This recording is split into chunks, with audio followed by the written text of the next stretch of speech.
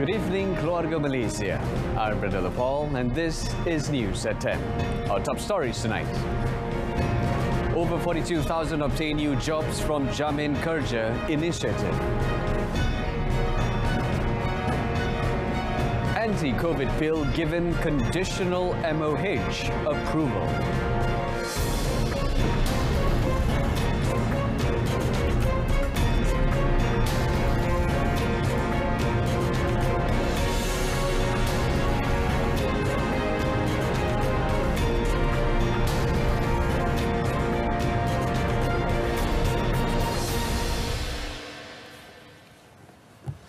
A total of 42,166 people found employment, while 1,200 new jobs were created in January, proving that the Jamin Kerja Keluarga Malaysia initiative, launched on 19 February, is on the right track to achieve the target of creating 600,000 jobs this year. Prime Minister Datuk Seri Ismail Sabri Yaakob said the National Employment Council, NEC, was informed of this at its meeting today to discuss the programs and initiatives which have been and would be conducted by implementing agencies to create jobs for Keluarga Malaysia. In a statement, he said this success showed that Malaysia's economy was recovering further following the reopening of various economic and social sectors. Looking back at the success achieved in 2021, Datuk Seri Ismail Sabri said the government, with the integrated cooperation of various ministries, implementing agencies and the private sector, has succeeded in 558,633 job placements. This achievement is 112% of the target set, and the Premier said he is confident that this success can be repeated with a higher target in 2022. Datuk Seri Ismail Sabri also said that the Human Resource Ministry had been directed to draw up a strategy specifically to further increase job opportunities for youths.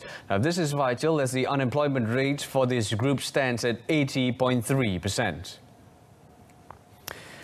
The Premier reiterated the government's stand on giving early exposure to Form 1 students on technical and vocational education and training (TVET) to help them make career choices based on their interests.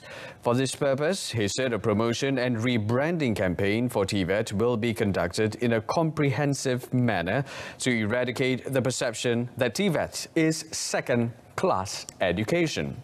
Instead, TVET will be upgraded so that it becomes a career of choice, like in developed countries.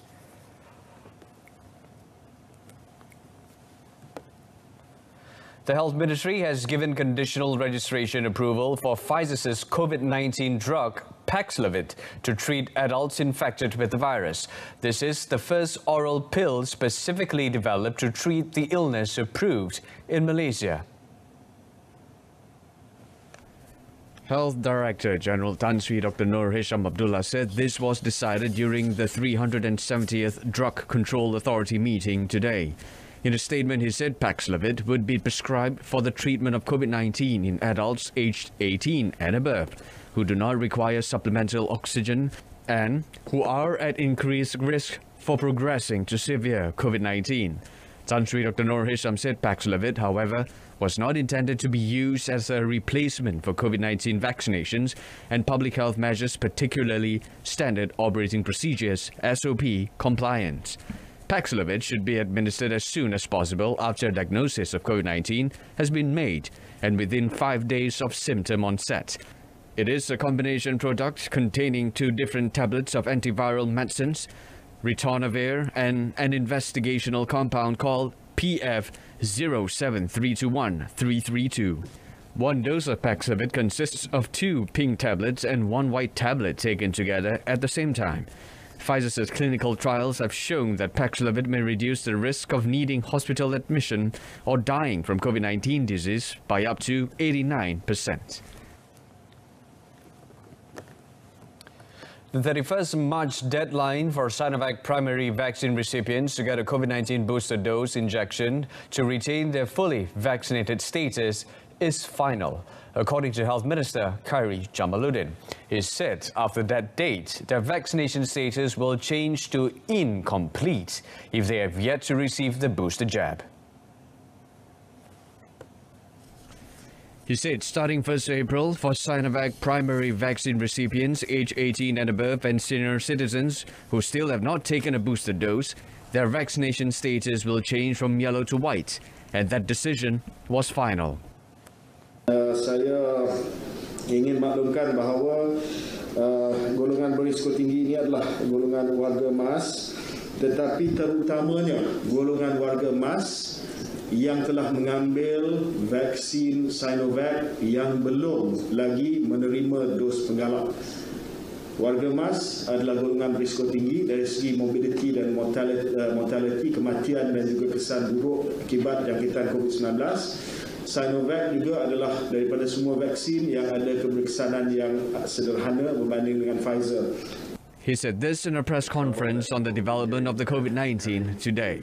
Previously, the Ministry of Health MOH said that vaccine recipients aged 60 and above and Sinovac recipients aged 18 and above must obtain their booster dose before 28 February to retain their fully vaccinated status. However, Kyrie, in a press conference on 24th February, announced that the period to obtain a booster dose for the groups has been extended until the 31st of March. Kyrie said that, to date, a total of 350,000 senior citizens who are Sinovac primary vaccine recipients had yet to receive the booster dose.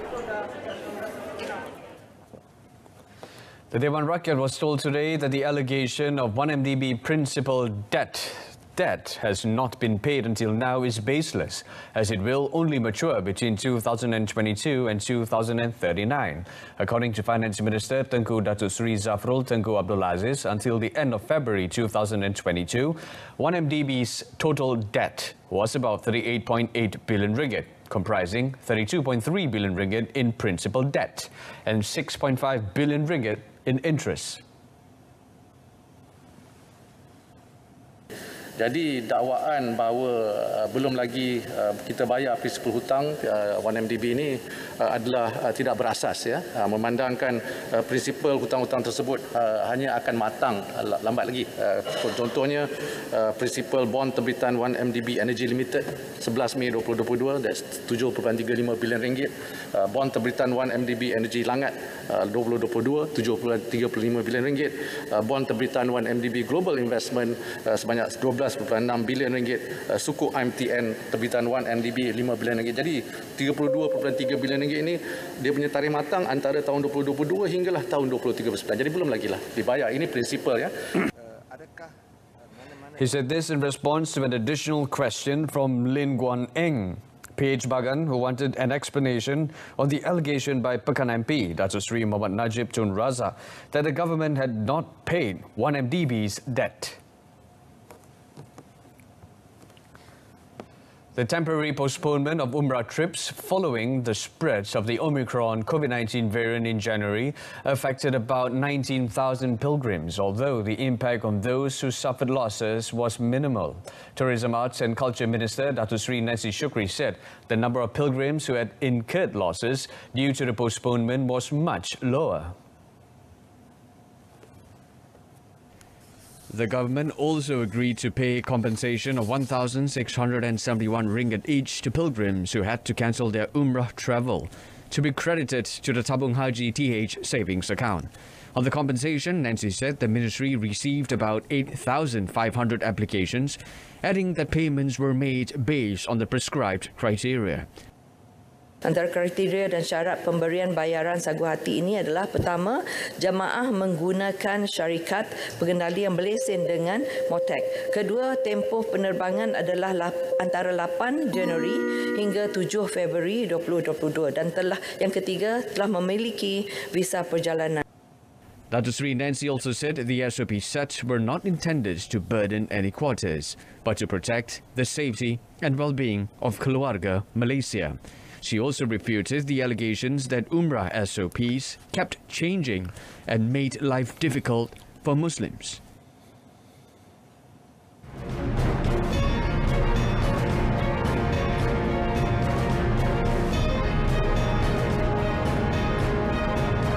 Coming up next, Najib's application for CBT charges acquittal dismissed. Stay with us.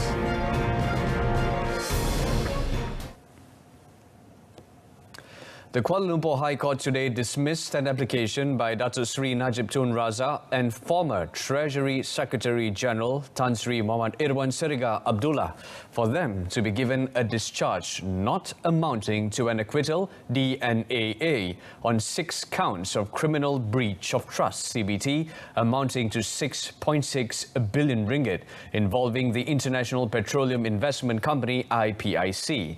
Judge Datuk Muhammad Jamil Hussain said the court dismissed the applications on grounds that the prosecution was ready for the trial.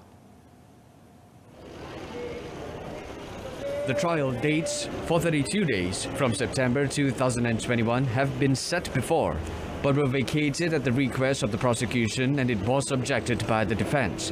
An application for a discharge not amounting to an acquittal under Section 254 of the Criminal Procedure Code can only be allowed if the prosecution does not intend to continue the case. Judge Datuk Muhammad Jamil also set the 1st to 4th of April, 8 to 11, and throughout May next year as the new trial dates for the case. Datuk Sri Najib, 68, and Tan Sri Muhammad Irwan, 63, applied for the DNAA today during the case management on the grounds that they were charged in 2018 but had not been tried until now. On 24th October 2018, Datuk Sri Najib and Tan Sri Muhammad Irwan pleaded not guilty to 6 charges of CBD amounting to 6.6 billion ringgit in government funds involving payments to International Petroleum Investment Company (IPIC). They were charged under Section 409 of the Penal Code, read together with Section 34 of the same code, which provides for a maximum of 20 years jail and whipping, as well as fine upon conviction. In other news, the Ministry of Agriculture and Food Industries, MAFI, is in the process of evaluating losses involving the agro-food sector in Flathead, Kelantan and Terengganu. Its Minister, Datuk Sri Dr. Ronald Kiandi, said it estimated losses of 500,000 ringgit involving the rice, livestock and aquaculture subsectors in the 2 states. He said MAFI is updating data on damages to the agro-food sector due to floods in Kelantan and Terengganu. Datuk Sri Ronald also said MAFI had channeled assistance totaling 22 million ringgit to the flood-hit agro-food sector in December last year, comprising aid to set up enterprises.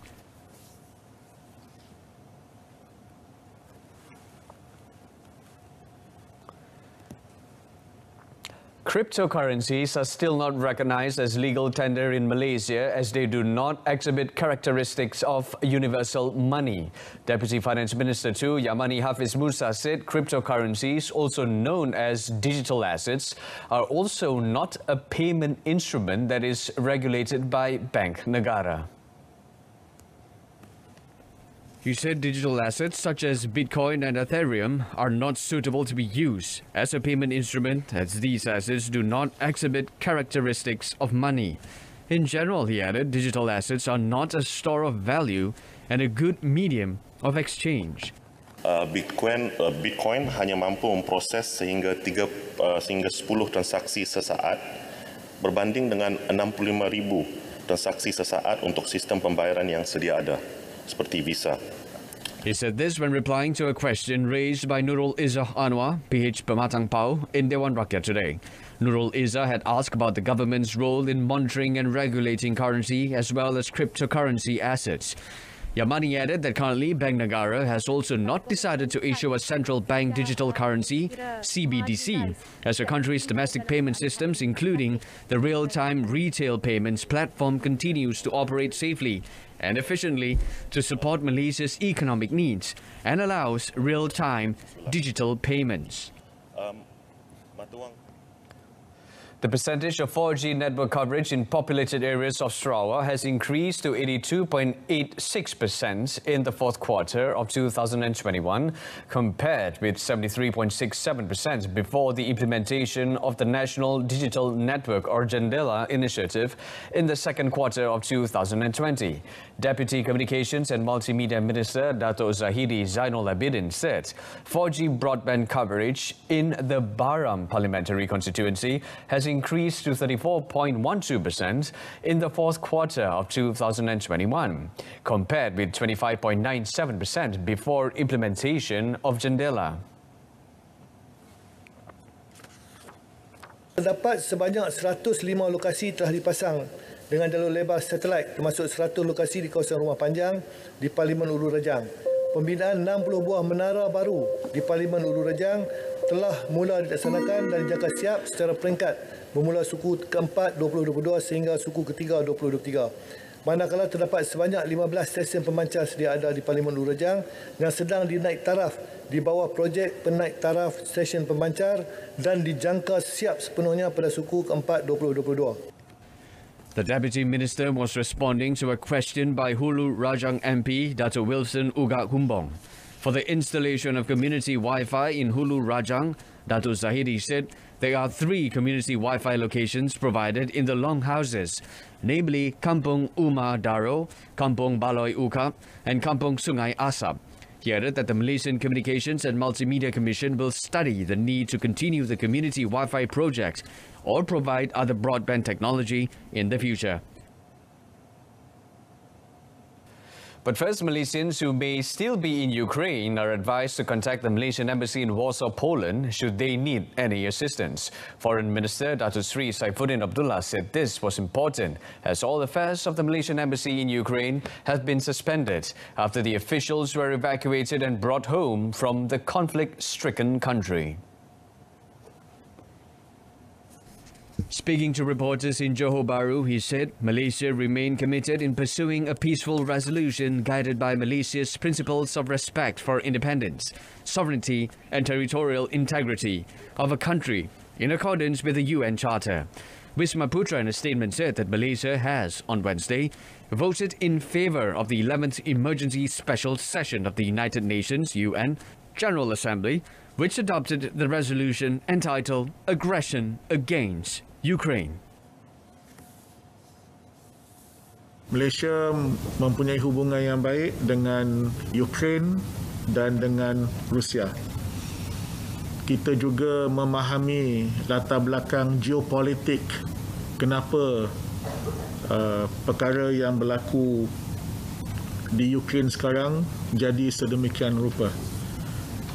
Dan atas prinsip-prinsip menghormati kedaulatan, kemerdekaan serta integriti wilayah Ukraine, maka kita mengundi untuk menyokong resolusi yang telah dibentangkan. Reiterating on stranded Malaysians, Dato Sri Saifuddin said that while those who have registered with the Malaysian Embassy in Kyiv have been sent home safely, there may be still some who are still in Ukraine without the knowledge of the embassy.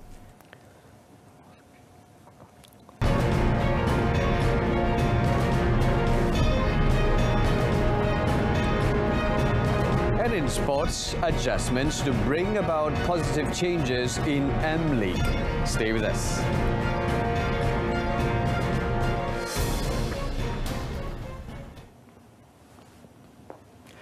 Tomorrow night is the long-awaited moment for local football fans in Malaysia as the 2022 Malaysia League season kicks off with the Super League. For every team competing, the presence of their supporters at the stadium will certainly fire up the players' spirits.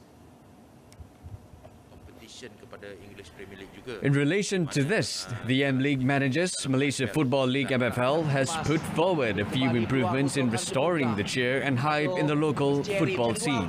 Its Chief Executive Officer Stuart Ramalingam said to attract more people to the stadium, the format involving new kick-off times at 7:30, 8:30 or 9 p.m. may be done. Ini tinggi melewati palang gol KL City. Dengan ada kick-off time lebih awal bermakna juga demografik penonton yang akan datang ke stadium mungkin akan berubah. Di sini dengan kick-off time awal, families dan kanak-kanak lebih sempurna untuk datang ke stadium disebabkan kick-off time pukul 9 malam ada kelewatan bila dia habis perlawanan tersebut. He added that this change might also benefit spectators at home. At the same time, Stewart believes supporters and teams alike will be able to adapt to the changes. To further fire up the competition this year, MFL has also implemented several digital programs, which will be announced very soon. The Football Association of Malaysia, FAM, will once again bank on the national under-23 squad to bag the mother of all medals at the Hanoi SEA Games, taking place from 12th to 23rd of May. FAM Secretary General Muhammad Saifuddin Abu Bakar said there was no issue regarding the decision to send the under-23 squad, who are trained by head coach Brett Maloney, despite them having a packed schedule. He explained this was after the panel of coaches had discussed and identified the players to be chosen to shoulder Malaysia's challenge, without jeopardizing the team's preparations for the AFC Under-23 Asian Cup Championship in Uzbekistan in early June. The discussion, which took into account the involvement of the Under-23 players with the Harimau Malaya squad in the third round of the Asian Cup qualifiers 2023, also in June, involved Maloney, senior squad head coach Kim Panggon, and FAM Technical Director Scott O'Donnell. For the record, the Under-23 squad, under the guidance of Dr. Ong Kim Swee, failed to get past the group stage of the 2019 SEA Games edition in the Philippines after having led them to the silver medal in 2017 edition on home soil. The last time Malaysia won the, quote, mother of all medals was in 2011 edition in Indonesia, with Kim Swee guiding them to victory.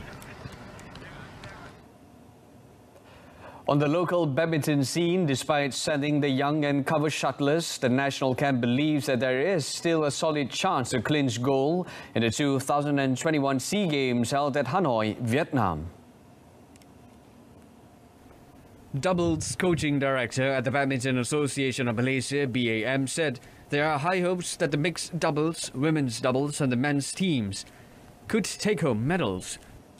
Untuk target ya dapat pinggat itu kita ada tengok kita punya dua beregu campuran ya, Teng Changji, Pek dengan siapa, Pangrong dengan Isi ya, dan kita tengok juga kita ada punya Man dan Tai Kyo-wun ya, kita mengharapkan dia juga bisa deliver pinggat ya.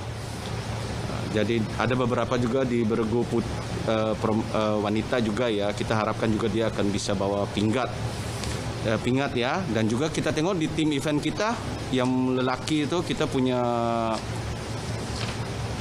chance lah untuk menang pinggat lah.